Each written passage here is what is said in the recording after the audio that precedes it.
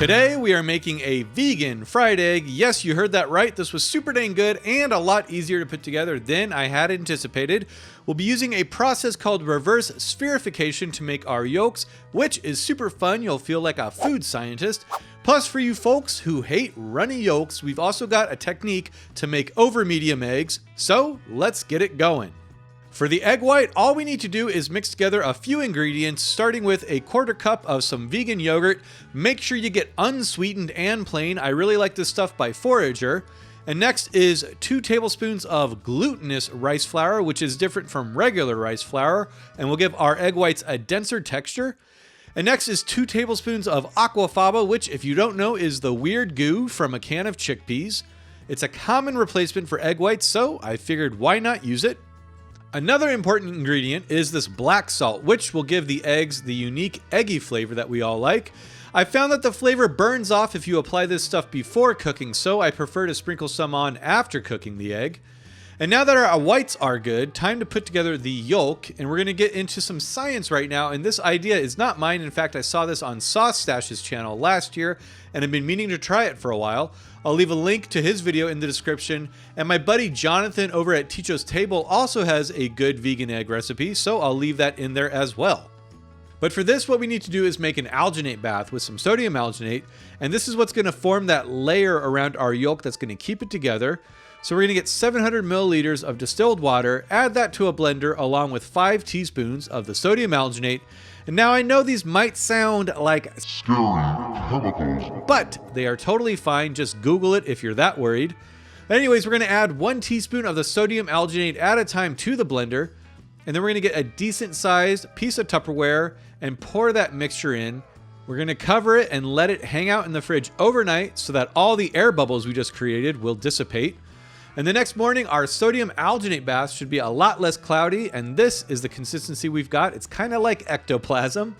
And now for our yolk mixture, we'll need half a can of pumpkin puree, a 1/4 cup of vegan yogurt. I'm using the same stuff as I did in the whites. And then, of course, transfer to a larger bowl because you're a ding-dong. No, it's really because I decided I wanted to make a double batch, but I'm giving you directions to make enough for 12 eggs. But as always, the recipe link is in the description. And next, we'll do 1 teaspoon of tapioca starch, followed by 2 tablespoons of nutritional yeast, half a tablespoon of mushroom seasoning, and then 1 tablespoon of aquafaba. And next, we'll whisk that together and drizzle in about 2 tablespoons of olive oil. And always taste and adjust for seasoning, or make it thinner or thicker by adding more liquid or starch. I ended up adding in some garlic and onion powder, which added a lot of good flavor. Okay, and last but not least, another important ingredient, the calcium lactate, which we'll do half a tablespoon of. And this is what's going to react with the sodium alginate to form that membrane around our yolk. And for all these less common ingredients, I'll leave links in the description for them as well. And now it's time for some fun. We're going to make our egg yolks. So I'm using a small scooper here. It's about 50% bigger than a tablespoon. And I'll just drop that yolk mixture into our sodium alginate bath, and then using a small spatula and another spoon, we kind of just want to move the alginate around the yolk, and eventually it'll sink down and form a little sphere. Let that hang out for about 30 seconds or so, and then we'll get a slotted spoon and we'll scoop it out of that alginate, let it drip off for a bit, and then wipe it with a paper towel. And then we're just going to let it chill out in some cool water. And I know this might seem like a lot of work and weird ingredients, but what's cool is this alginate bath will be good for at least a week. So you can whip up a bunch of egg yolk and white mixture, have the alginate in the fridge, and then make a couple eggs every morning for a week. It's actually super convenient once you get everything put together. Speaking of which, let's fry up an egg. So we're going to get a nonstick pan over medium heat and add a bit of oil, or if you like, vegan butter. And then once that oil is nice and hot, we'll pour in a bit of our white mixture. And I like to shake it around to help spread it a bit. This will help us get those crispy edges if that's your thing. And then next we'll plop down our yolk. And now all we got to do is fry this until it's done to our liking. And like I said, I like the crispy edges, so I'm going to fry mine for a bit. And as a side note, if you are a fan of super crispy edges, get yourself a cast iron, get it ripping hot with some oil, and then fry your egg in that. I mean, listen to this thing. And for seasoning, I like to do some black pepper, a little salt, and then dust on some of that black salt for that eggy flavor, and maybe some of my favorite hot sauce in this kind of situation, some Valentina, and there you go, a vegan fried egg. And is this gonna fool a non-vegan? No, I doubt it. But if you are a fan of fried eggs, this definitely hits all the notes.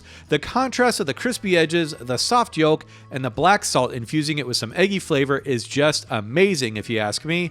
And of course, this thing is good on its own, but it's even better on some avocado toast. I mean, it's been years since I've had something like this, but like I said, it really does hit all those eggy notes. It's really just totally unbelievable. Now, of course, if you don't like runny yolks but fancied a fried egg sandwich, well, the process is even easier. Instead of making a yolk with the sodium alginate, we just need to take our yolk mixture, add a little tapioca starch to thicken it up, and then we'll fry it like we did before. Pour in some of the white, and then in the middle, just spoon in the thickened yolk mixture. Simply cook that until the bottom is nice and browned. Give her a flip, add some vegan cheese if you please, and then cook until the other side is browned. Slap that between two pieces of toast, and by golly, you got yourself a vegan fried egg sandwich. And this was also super good, but I bet it'd be even better with some vegan bacon, lettuce, and tomato for the full sandwich experience. Or you could totally put a fried egg on a vegan burger, as I feel like I'm mandated to by vegan law. And there you go. This was so freaking good, and I didn't even put any condiments or sauces on it. Next time, I gotta add some hash browns and chipotle ketchup or something like that. But I really do hope you all give this a try. I think you'll be super stoked on it. Or you could totally make some of my other vegan breakfast sandwiches with it too. I'll leave some links right here. If you do make anything, let me know how it goes. I hope you're all doing great, and I'll see you all next time.